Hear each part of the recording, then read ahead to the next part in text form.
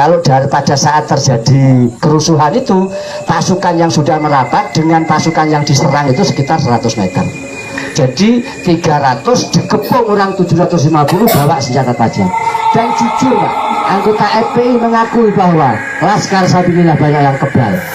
Coba bayangkan pada saat itu, kalau Laskar Sabilillah tidak kebal Pak, yakin habis Pak. Mereka sangat kejam, sangat sadis Pak. Lepasi wis ngawur wis, kejam itu. Bahkan yang dari Pekalongan itu ditebas dari belakang, kena matanya sini, jatuh di selokan, masih diantar batu Pak. Itu masih kalah tega senior. Mereka itu sudah raja tega, sementara kita masih didoktrin kita harus mengikuti akhlak Wali Songo, kita harus mengikuti etika adab Wali Songo dan lain sebagainya. Sehingga pada saat kejadian itu kebetulan saya semalam suntuk tak tidur.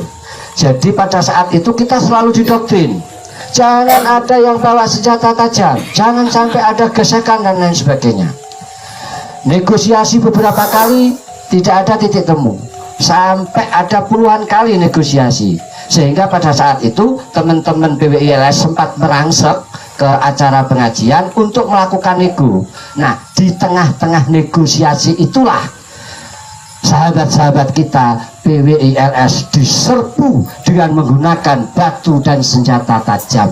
Sesuk lek wis ngomong urusan perang nggak usah pakai rasa, nggak usah gawe rasa ya. Lek wis perang, lek gak mati hukum perang itu kalau tidak dibunuh ya membunuh, itu aja yang benar sudah, daripada kita jadi korban.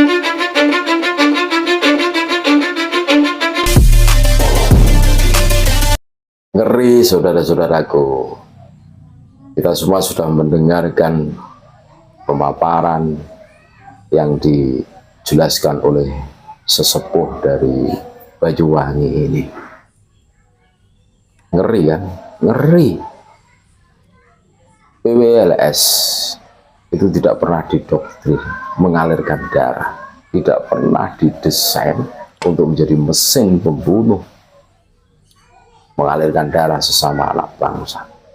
Akan tetapi mereka yang tergabung di FPI dan kroni-kroninya, Sakera, rekam jejaknya jelas, GBK juga jelas, mereka tidak segan-segannya menghajar, membantai tanpa belas kasihan.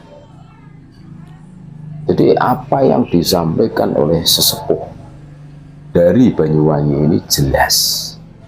Untung anggota PWLS itu banyak yang kebal senjata, bukti banyak. Mereka diserang dari belakang, lampu dimatikan, dihujani batu yang sudah dipersiapkan, tanpa belas kasihan, sudah terkapar masih dihajar sambil teriak tukbar takbir, mudiar gitu ya. Ini sungguh ironis dan menyedihkan.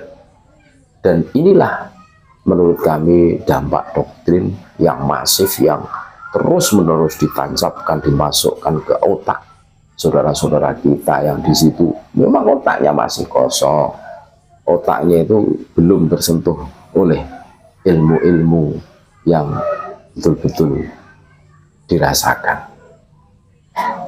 Ini PR kita semua. PWLS arah juangnya jelas. PWLS itu bukan untuk berperang, tetapi untuk berjuang. Kalau kita cermati, PWLS katanya cuma omon-omon di medsos, di media sosial, ya kan? Nggak berani bergerak, nggak berani bertabrakan. Akan tetapi tragedi Pemalang ini betul-betul menyita perhatian kita semua. Dan mereka playing victim. Playing victim yang dilakukan mereka itu bukan kali pertama, sering kali. Mereka lempar batu sembunyi tangan. Mereka mengatakan bahwa PWLS menggeruduk acara mereka. Padahal mediasi sudah dilakukan. Cara baik-baik ala Nusantara sudah dilakukan berpuluh kali. Bahkan sebelum Rizik itu datang, penolakan, gelombang penolakan sudah ada. Tapi entah apa yang merasuki panitia dan Forkompimda Pemalang, aparat kita, sehingga tidak mengindahkan, sehingga terjadilah gesekan, terjadilah tragedi Pemalang. Iya, sudah menjadi kehendak, sudah takdir karena sudah terjadi. Ibarat nasi sudah menjadi bubur. Akan tetapi dari fakta-fakta di lapangan kita bisa menarik kesimpulan. Kalau PWLS itu tidak punya benteng ya, semakin banyak korbannya saudara-saudara. Mereka membabi buta tanpa ampun. Entah apa yang dilakukannya. Ini sebuah realita pahit yang kita telan bareng-bareng. Mereka sudah siap berperang. Sedangkan PWLS tidak pernah didoktrin untuk berperang atau mengalirkan darah sesama anak bangsa.